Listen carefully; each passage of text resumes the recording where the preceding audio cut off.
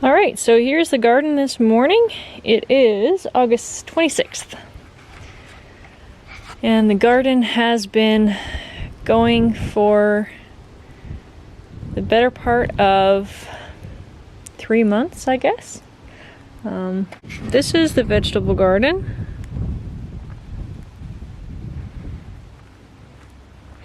And you can see I've done a lot of interplanting.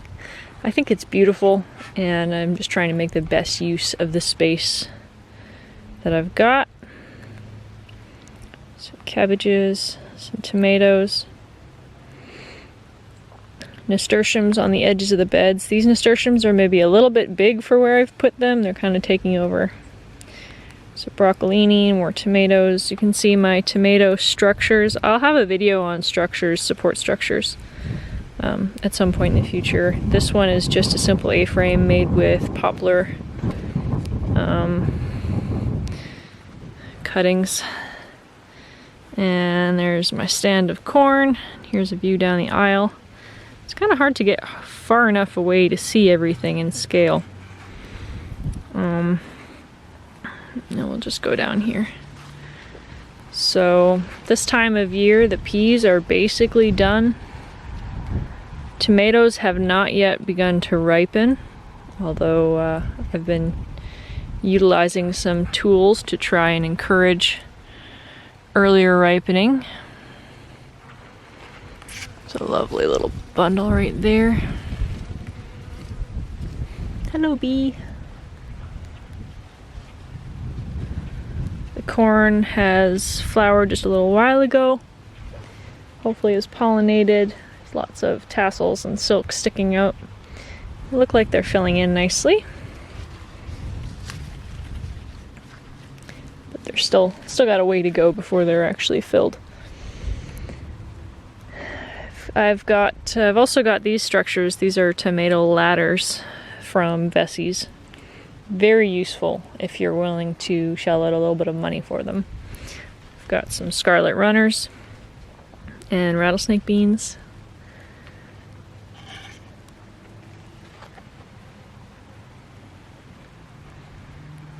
In this bed we've got Brussels sprouts, kale, potatoes, and peas.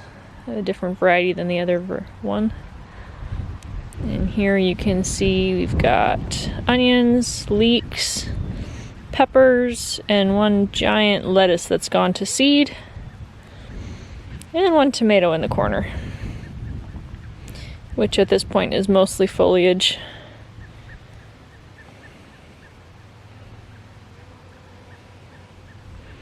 Got one bed that's dedicated just to potatoes. And they're starting to yellow and turn. I think that's a moisture thing. I'll probably be beginning to dig them up soon. We've got some green beans, got more potatoes, peas, and cucumbers. And then, of course, a mess of nasturtiums. On the other side of my running beans is my carrots, and they're looking really good. I've been picking them for quite a while. They're a nice size already. And some more giant onions.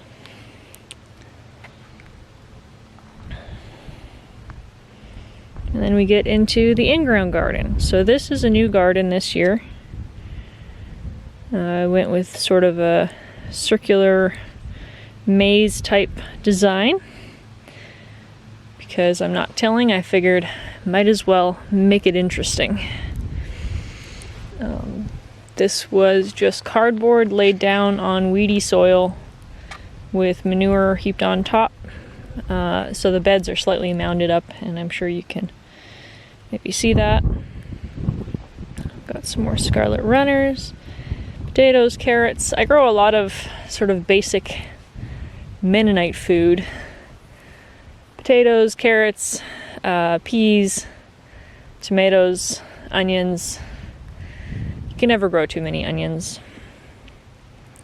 And I've got some more tomatoes in here. These are looking really good. I'm hoping to see some blushing on them soon.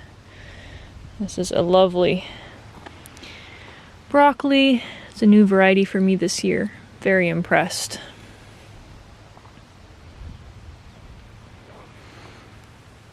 Let's have a look at that. Now that's a big tomato.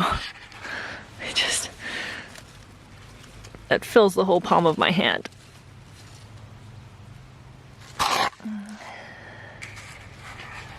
This is my favorite tomato for the year.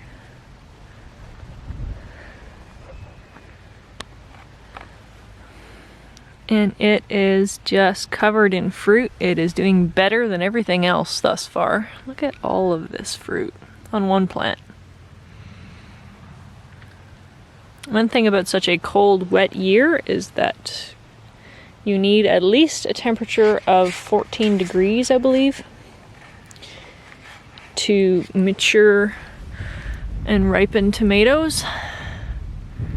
And we've had some really cool days here lately, so they're not going very fast. The other thing is moisture. If they stay wet, they don't dry out, the plants aren't under any stress, then they don't tend to push ripening, and the fruit will keep swelling and sometimes crack. Got some more green beans and a whole bunch more brassicas on this side. All the different kinds. I've had to take some out. Had some bug issues. There's more. These cucumbers were planted a little bit later, or seeded a little bit later. The first round of things that came up in this bed had very poor germination, so I had to do a lot of reseeding. And of course there are weeds, because weeds just are a part of gardening life, and I don't worry about it too much. Here's a little bit of sunshine for you. Oh, sorry, Mr. Bee. You can see there's one bee. I don't know if you can see that. There's the bee. Although that actually looked like a mock fly. So sometimes you'll see these little bees that look like bees, but they've got fly eyes. This is the wildflower patch. And my sit-and stump. I was not allowed to use my sit-and stump this year. Some song sparrows made their nest under there and raised a few young. And now it is inhabited by wood-dwelling bees. They've laid their egg parcels for next year underneath the stump, and so I don't want to bother. And this is the pumpkin patch. It's never been this overgrown before. I can't even find the rows where they're supposed to be. So this is one row. This is the gap between the rows, or it's supposed to be. And that's the other row right here. But as you can tell, there's 5 rows of pumpkins in here, and it's not really clear where the lines are.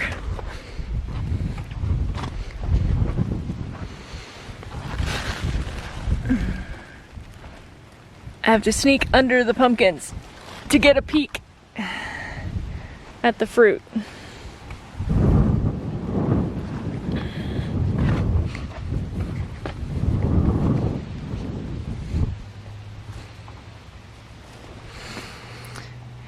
Here's a little guy. I think this is a pie type. This row isn't quite so crowded because a number of the pumpkins in the row next to it is a bush type, and so there's a little bit more of a definition. You can see there's a bit of a valley between the mounds.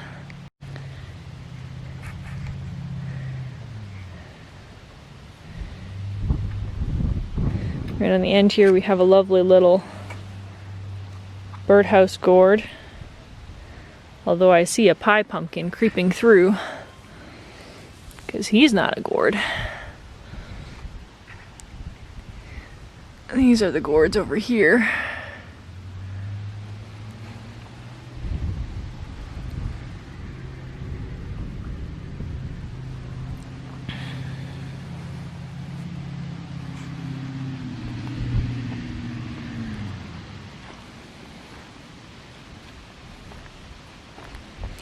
There is a number of gourds here. They are just growing over everything. On this end we have some miniature pumpkins. They've been producing really well. These were started indoors and then transplanted out under a row cover.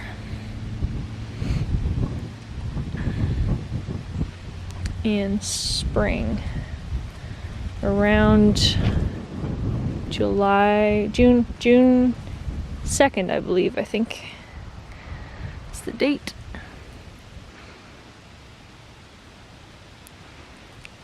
Spy a few pumpkins in there.